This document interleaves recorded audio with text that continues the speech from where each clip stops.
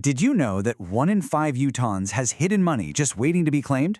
I mean, really think about that for a second. That means if you're sitting in a room with 4 other people, statistically, one of you has cash sitting in a government vault right now. And hey, we're not just talking about finding some loose change in the couch cushions here. To date, the state of Utah has returned over $525 million to its rightful owners. Yes, you heard that right, over $500 million. It's basically a high-stakes, modern-day treasure hunt, and your name might actually be on the map.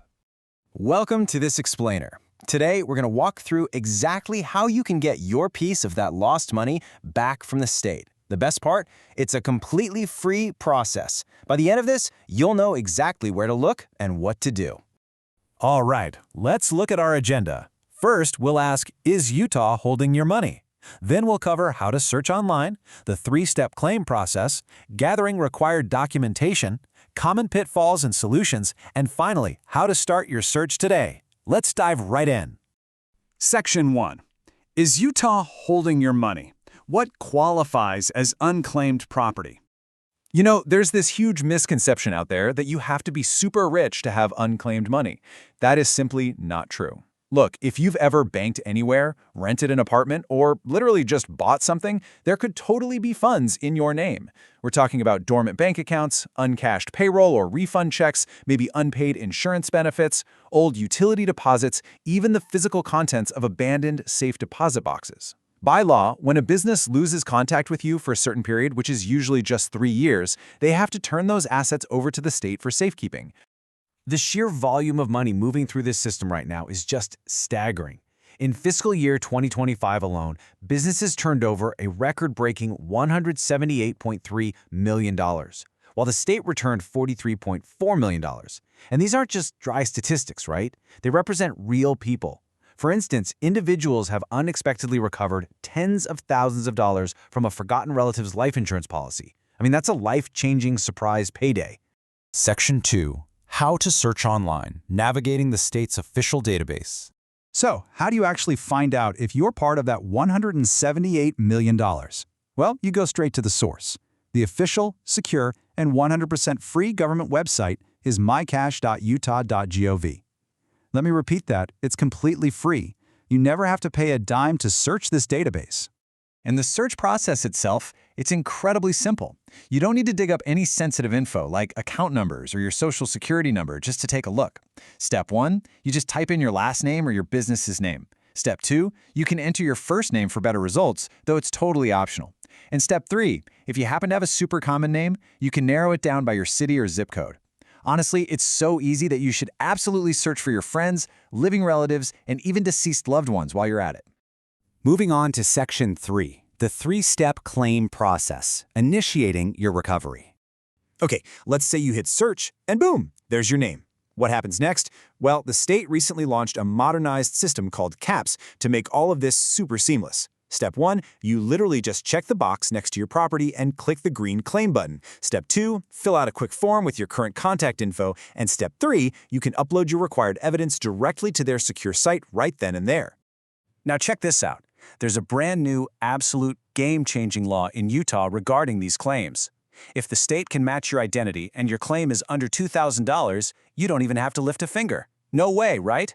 They will proactively mail a check straight to your door, usually within about 6 weeks. But if your claim is over $2,000, well, the state needs to be extra careful, which brings us to the manual verification process.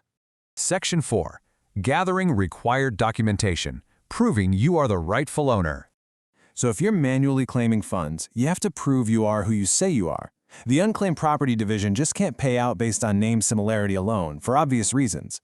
Getting good evidence is absolutely crucial here because good evidence equals a much faster claim payment.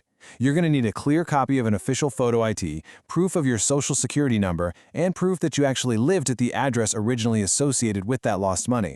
And hey, if you're claiming for a business, you'll need proof of your Federal Employer Identification Number, or FEIN. Now, proving you lived at an old address from, say, 10 years ago can sound kind of tricky, right?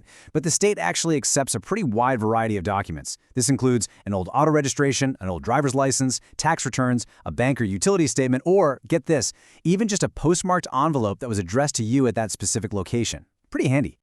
But what if the money belongs to a relative who's passed away? Well, heirs absolutely have the right to claim those funds.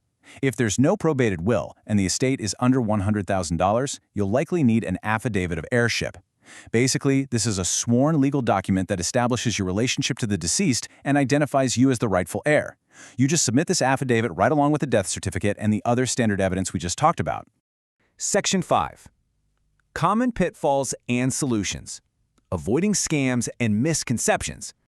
Okay, let's clear up some hurdles that might unnecessarily stop people from collecting their money. There are these third-party businesses out there called fee finders who might contact you, tell you they found your money, and then demand a percentage cut to help you get it. Please do not fall for this.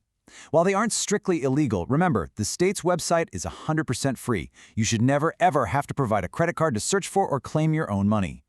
Another common myth is that if the state asks you to mail in physical notarized documents, the process is just way too hard and you should probably just give up. Actually, scratch that. This is a fantastic problem to have. Look, if they're taking those extra precautions and asking for original paperwork via snail mail, it almost always means you struck the jackpot and you're owed a really substantial amount of money, so definitely don't ignore it. Finally, Section 6. Start your search today. Your final action steps.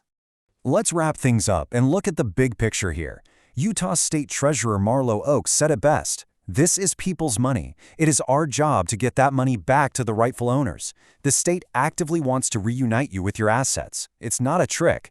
They just act as a perpetual custodian, which basically means your money stays safe forever until you or your heirs finally come forward. Of course, as with anything legal or financial, I do need to give a quick disclaimer here. Always consult the official mycash.utah.gov website or seek professional legal advice for specific questions regarding complex claims or heirship. You know how it goes. Policies and procedures can absolutely change over time, so you always want to make sure you're looking at the most current rules. So, we come right back to where we started. 1 in 5 Utahns. Over $525 million already returned. Could you, your business, or even a loved one be that 1 in 5 with a hidden treasure just waiting there? Well, there's literally only one way to find out. Go check the database right now. Thanks so much for joining me for this explainer, and happy hunting.